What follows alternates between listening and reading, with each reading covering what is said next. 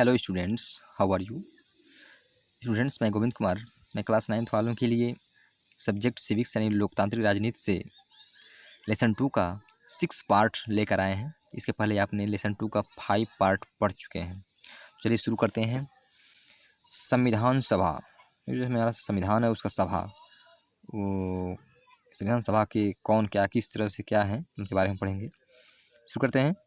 फिर भारत के संविधान के निर्माता कौन थे, यानी कि भारत के संविधान के जो निर्माता थे वे थे कौन, उसके बारे में हम पढ़ेंगे आगे। यहाँ आपको संविधान बनाने में प्रमुख भूमिका निभाने वाले कुछ नेताओं के बारे में बहुत संक्षेप में कुछ जानकारियाँ मिली। यानी हमने पिछले पार्ट में चर्चा जो की हैं तो उसमें कुछ संक्षेप में छोटे लिखित रूप में कुछ जानकारियाँ मिली हैं।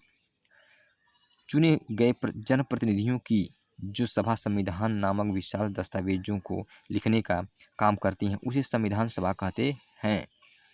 स्टूडेंट्स, कह रहा कि चुने गए जनप्रतिनिधियों यानी लोगों के द्वारा जो प्रतिनिधि हैं, तो चुने गए जनप्रतिनिधियों की जो सभा संविधान नामक विशाल दस्तावेज यानी बहुत बड़ा जो लिखित होता है, जो दस्तावेज होता है उसको लिखने का काम करती है, उसे संविधान कहते हैं। भारतीय संविधान सभा के लिए जुलाई 1946 में चुनाव हुए थे। यानी इसके सभा के लिए यानी कि भारतीय संविधान की सभा के लिए जुलाई 1946 में चुनाव हुए थे। संविधान सभा की पहली बैठक दिसंबर 1946 को हुई थी। इसके तत्काल बाद देश 2 हिस्सों भारत और पाकिस्तान में बंट गया। तब जाकर के ये 2 हिस्सों में बंट गया भारत और पाकिस्तान। संविधान सभा भी 2 हिस्सों में बंट गई, भारत की संविधान सभा और पाकिस्तान की संविधान सभा। स्टूडेंट्स, भारतीय संविधान लिखने वाली सभा में 299 सदस्य थे। यानी जो भारतीय संविधान लिखने वाले जो सभा में जो सदस्य थे उनकी संख्या जो थी 299 सदस्य थे इसमें। इसने 26 नवंबर 1949 को अपना काम पूरा कर लिया।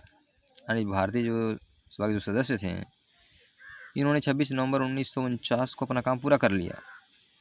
संविधान 26 जनवरी 1950 को लागू हुआ।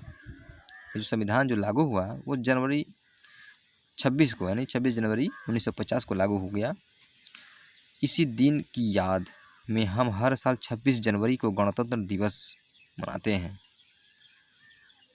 तो स्टूडेंट्स, हम भली बात ही जानते हैं आप विद्यालय में हर प्रतिवर्ष हम सब मिलकर मनाते हैं, पूरा देश मनाता है। तो इसी के रूप में जो होता है 26 जनवरी जो गणतंत्र दिवस के रूप में मनाते हैं।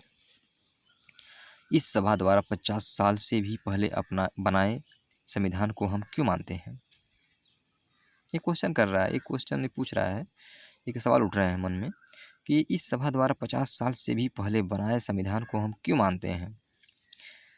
हमने पहले ही एक कारण का जिक्र किया है। संविधान सिर्फ संविधान सभा के सदस्यों के विचारों को ही व्यक्त नहीं करता। जो संविधान सभा है, जो संविधान है, सिर्फ संविधान सभा के सदस्यों के विचारों को ही व्यक्त नहीं करता, यह अपने समय की व्यापक सहमतियों को व्यक्त करता है।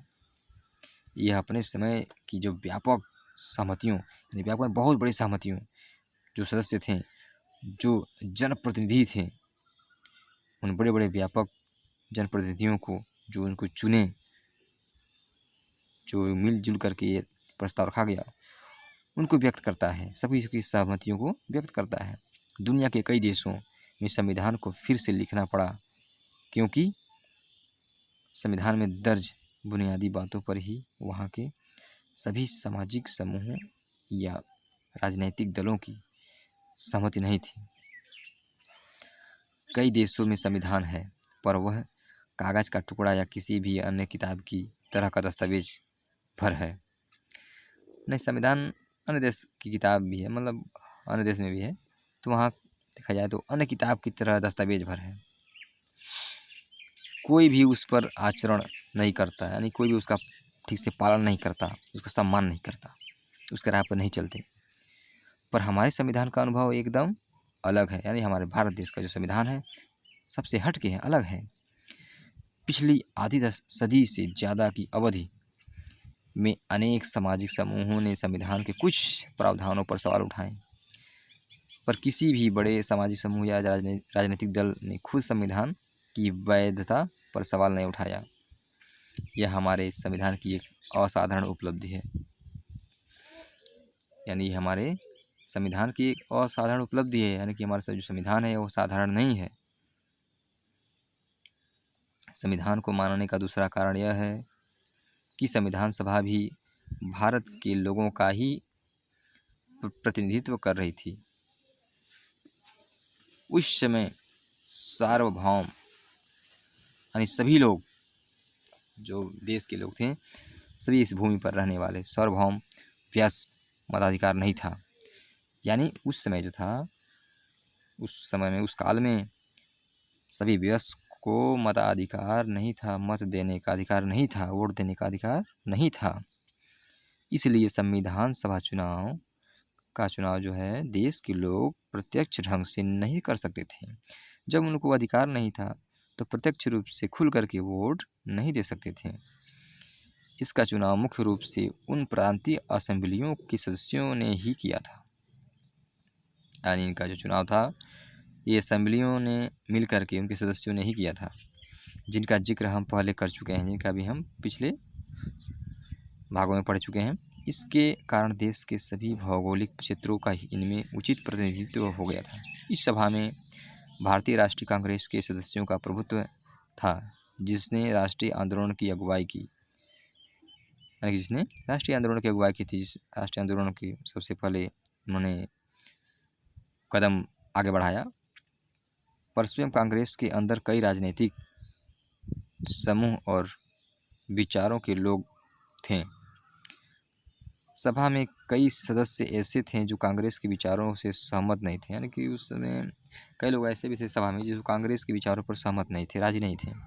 सामाजिक रूप से इस सभा में सभी समूह, जाति, वर्ग, धर्म और पेशों के लोग थे, और उसमें सभी जाति समूह के थे, सभी वर्ग धर्म के साथ थे। अगर संविधान सभा का गठन सार्वभौम वयस्क मताधिकार के जरिए हुआ तो होता, तब भी इसका स्वरूप काफ़ी कुछ इसी तरह का होता, फिर भी इसी तरह का हुआ होता। और अंततः और लास्ट में जिस तरह संविधान सभा ने काम किया, वह संविधान को एक तरह की पवित्रता और वैधता देता है, यानी कि वो उसको पवित्र मानता है और एक सूत्र में बांधता है उसको। संविधान सभा का काम काफ़ी व्यवस्थित, खुला और सर्वसम्मत बनाने का प्रयास पर आधारित था, यानी खुला, एक पूरा, एक हर व्यक्ति उसको, उसके आचरण का सम्मान रखता था, और सर्वसम्मति, सबके सहमति से ये बनाने का प्रयास पर आधारित था। सबसे पहले कुछ बुनियादी सिद्धांत तय किए गए और उन पर सबकी सहमति बनाई गई, यानी कि एक सिद्धांत तय किया गया और उन पर सबकी सहमति बनाई गई। फिर प्रारूप कमेटी के प्रमुख डॉक्टर B.R. अम्बेडकर ने चर्चा के लिए एक प्रारूप संविधान बनाया, माने उसके बाद डॉक्टर उस प्रारूप कमेटी के प्रमुख जो थे डॉक्टर B.R. यानी बाबा साहब भीमराव अम्बेडकर ने चर्चा के लिए एक प्रारूप संविधान बनाया। संविधान के प्रारूप की प्रत्येक धारा पर कई दौर में चर्चा हुई। 2000 से ज़्यादा संशोधन पर विचार हुआ, 2000 से ज़्यादा संशोधन है उस पर विचार हुआ। 3 वर्षों में कुल 114 दिनों की गंभीर चर्चा हुई, यानी कि इतना दिन तक एक बहुत ही गंभीर चर्चा हुई। सभा में पेश हर प्रस्ताव, हर शब्द और वहाँ कही गई हर बात को रिकॉर्ड किया गया, पूरे बातों को लिखित किया गया, संभाला गया। इन्हें कॉन्स्टिट्यूटिव असेंबली डिबेट्स नाम से 12 मोटे मोटे खंडों में प्रकाशित किया गया। इन्हीं बहसों से हर प्रावधान के पीछे की सोच और तर्क को समझा जा सकता है। संविधान की व्याख्या के लिए भी इस बहस के दस्तावेजों का उपयोग होता है।